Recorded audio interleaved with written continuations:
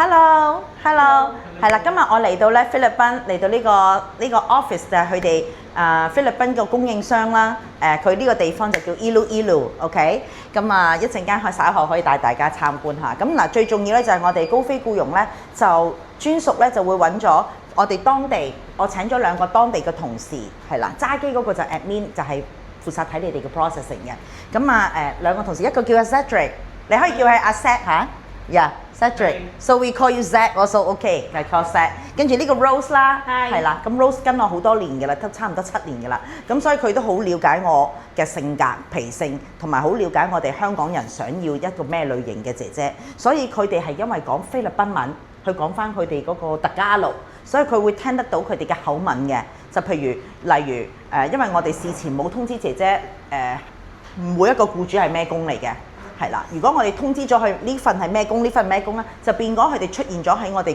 高飛僱傭咧揀工嘅情況啦。係啦，呢個第一選擇，第2個選擇僱主，第3選擇，譬如想揀咗隻狗，跟住再揀 BB， 再揀小孩子咁樣揀。咁所以我哋通常咧就係通知咗佢哋，你哋揀咗眼緣，跟住咧佢哋就會 back up filter 啦。因為佢哋2個鐘頭前咧就會 call 個姐姐問佢係咪仲係 available 嘅。因為姐姐咧喺佢哋個 Placewell 嗰個 office 裏邊咧，佢哋喺香港都有成40-50間嘅，又有歐洲，又有日本，又有韓國，係啦，又有香港都40-50間。咁變相咗咧，首先就係佢哋簽我哋嘅合約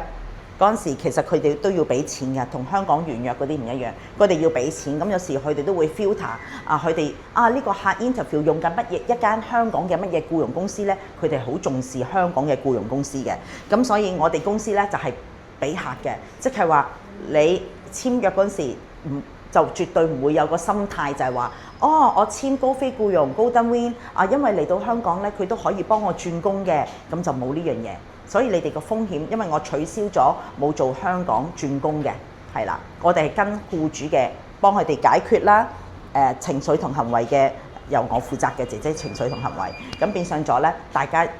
到時咧都要 save 我電話，我哋一齊彼此交流，係啦。咁我哋2個同事都係啦，佢哋咧就會幫你去打俾個姐姐聽下佢有冇話揀工奄尖啊，又或者我哋最重要係咩咧？人情味，假期又唔會挑啊。如果有咧，全部佢取消晒㗎，佢會幫你 filter 把關，跟住佢叫佢去第啲 agency 係可以同佢轉工啊，或者揀工嗰啲係啦。我哋公司就係佢要揀，佢就去第啲 agency 揀，就唔係喺我哋高飛嘅客戶裏邊咧去揀姐姐嘅 ，OK？ 咁所以咧，佢哋都會有一樣嘢就係大家就會啦，係啦 ，grow up together， 係啦 ，or believe the role， 即係佢哋係一個角色啦，一齊去成長啦，同埋重點係 never give up，OK？Importance what malambo ambusu，malambo ambusu 即係人情味 ，OK？ 咁所以當你佢哋想 confirm 個姐姐下，因為你見緊工嗰陣時咧，可能你 interview 緊嗰陣時咧，可能喺後邊已經有第2個客戶去揀咗佢㗎啦，所以你如果你一 interesting 嗰個姐姐咧，即刻要問佢哋啦，問阿 Set 啦，is she is still available？ 係啦，因為你見緊嗰陣時，可能個姐姐都唔知道原來俾人揀咗 ，OK？ 因為佢哋有 system 嘅 say hello 嗱，呢個就係佢哋嗰個 supplier agency。Hello Ju，Hello 係啦，咁仲有3位，Hello 係啦，咁佢哋咧就會佢哋有個系統嘅。就俾我哋去 log in， 跟住咧去撳呢個 reserve 嘅，佢哋就叫 reserve 俾你呢間 agency 去 reserve 呢個姐姐，我哋就叫 confirm。所以咧客戶都一樣，如果要付款嘅客戶，譬如呢個客咧就1點鐘俾錢付款，嗰個就2點，咁就由1點鐘嗰個客戶咧就霸咗嗰個姐姐㗎啦，係啦，咁所以你就要到時即刻要通知佢哋，阿 Zed 係通知佢哋，哎呀我對呢個姐姐有興趣，我可唔可以reserve 佢啊？咁樣係啦，即係聘請佢啊。咁所以我哋都會第3關咧，第1關就係你哋揀眼緣啦上去，每晚9點半咧，我揸住機嗰個同事叫Kathy， 咁佢哋咧又會每逢9點半幫你哋每一頁去洗版去更新，同埋每一晚咧9點半你睇下有冇姐姐最新上架1至5都有嘅，所以你會知道我哋嗰個網站裏邊咧都係大概1個月，係1個月咧佢就會抽到個姐姐再去俾其他國家啊咁樣噶啦。係啦，咁到時你就睇下佢會唔會或者佢，所以你有時唔一定睇1-2頁㗎，有時反而佢哋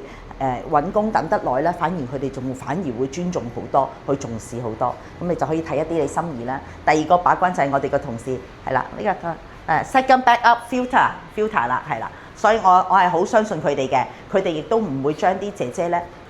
立亂咧，明知佢揀工挑工咧，都係俾你哋 interview 嘅，佢哋就會 back up 啲客戶嘅。第三關就係去簽合約啦，因為我哋公司最大個核心價值就係唔會俾佢去揀工，係啦，唔會話簽咗嗰時大家喺個 training centre 就話呢個唔係我之前想要㗎，嗱你簽咗啊，就唔會有呢樣嘢啦。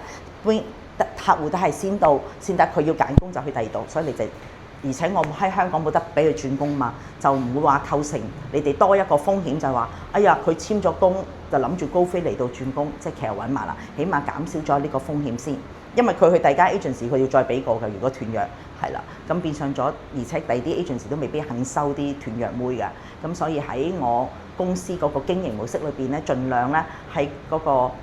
點樣去建立高飛咧，盡量令到啲客咧嗰個風險減到最低咯，係啦。咁呢度都係啦。嗱，呢度仲有大家過嚟睇下。嗱，呢個就係我啲 contract， 係啦，呢個 contract。今日我帶嚟係啦，我個 shop 咁樣係啦，呢帶定嚟啦，係啦。咁呢度就係佢哋其中一間房啦，去度高啦，係啦，去度高啦咁樣。